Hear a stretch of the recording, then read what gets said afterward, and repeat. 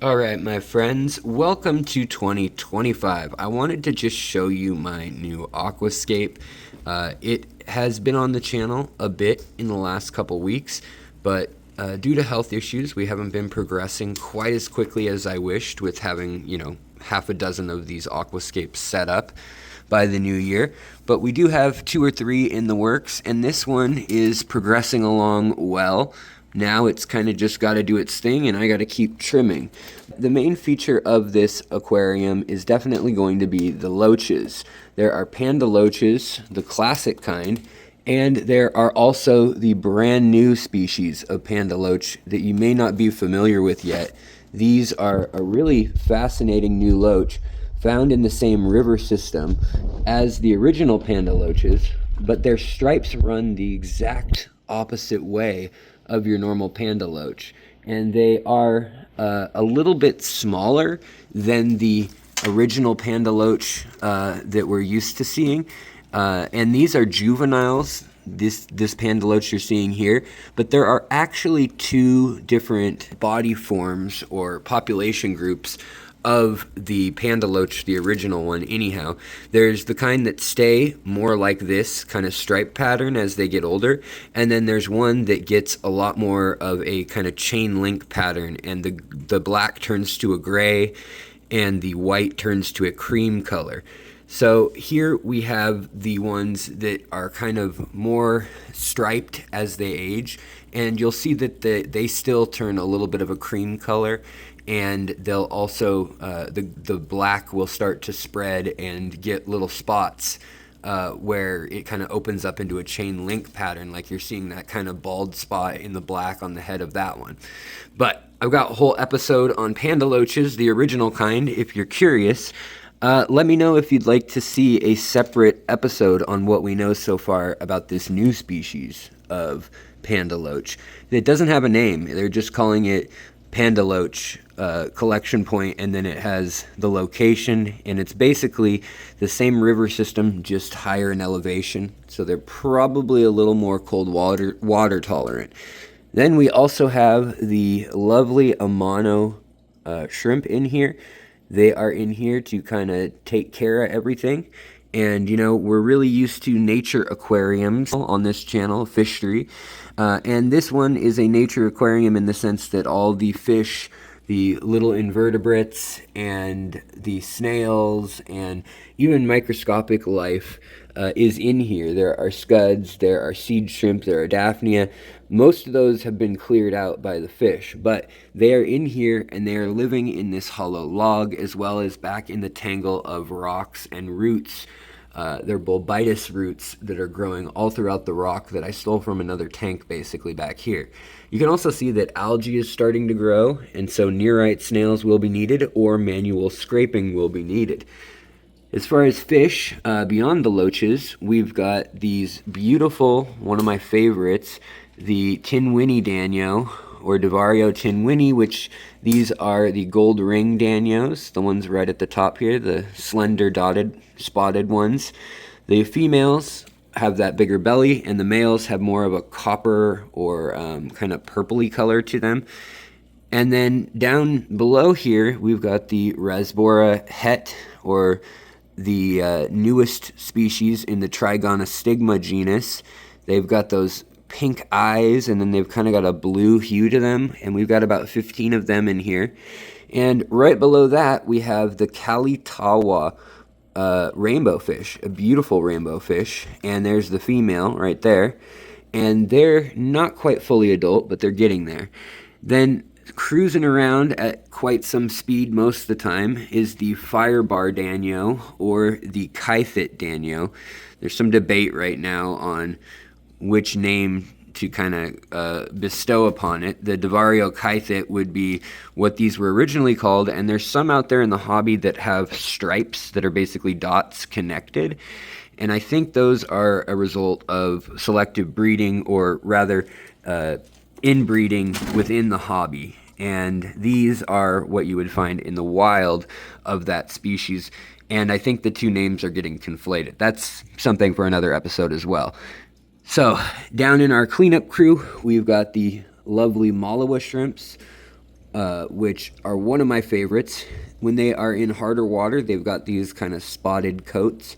And while this water is not super hard, it is a TDS around 300, and the KH is around 8 or 9, with the GH being around 10. So it does have some hardness. It's not like a super soft tank. It's trying to match the limestone creeks of Southeast Asia and the Chinese foothills of the temperate to subtropical and tropical regions, depending on your elevation. Now, in this tank, we've got 3 of these beautiful new Panda Loaches. They've got kind of a gold eye, and they're going by the name the Gold Panda Loach because they have a gold swim bladder as well. Now, I got these and the normal Panda Loaches at Moonlight Aquatics, and he's the only person in the country, in the U.S., that has those Panda Loaches. And so, of course, I have an affiliate link with him. It's in the description. I think he's only charging like 12 or 15 bucks for the normal beautiful Panda Loaches in really good health. And I think he's charging 20 for the new long striped Panda Loaches, which is pretty incredible considering they're brand new. Also, we can see here we've got one of the Zebra Auto, or the Auto Kokama, Autosynclus Kokama, in there also doing cleanup work. The neorites that are in here, I don't know where they are right now. They're probably right in the back of the tank, but they are no doubt cleaning up the hard algae. They eat that powder algae or dusty algae that is growing on the glass here. Also, you can see that some of the amano shrimp have recently shed. There'll be a break right behind the head in the exoskeleton, and you'll see the body and the tail section in one half, and then kind of a head or a third of the body in the exoskeleton lying around elsewhere if they had a successful shed. So that's pretty cool, and these guys are your normal amano, but we also do have some of the Aquatic Arts line bred yellow and red amano in here also, which are pretty fun to look at. And oh, there's one of the red ones back there. Pretty cool to see how red they are. They're very, very red. Now, interestingly, my malawa shrimp from Sulewesi, they are usually kind of a clearish blue color or gray color, and they have taken on more of a red color with all these red plants in here and with this kind of rusty red wood, whereas the ones that hang out on the limestone rock and the jadeite rock from the Cascades that are back in here, here's a pregnant female, are more of a bluish gray color. But they both do a great job of cleaning up bits of food and debris, plant matter, and so forth that's left over. Now, overall, we just have a hang off the back filter right now. I would like to change that to a canister filter just for aesthetics, for the look. And we also have kind of a plan, generally speaking, that swoops out. So I found 2 different pieces of wood and was able to actually twist them just right and connect those pieces via, right here you can see, via a natural little spike in there.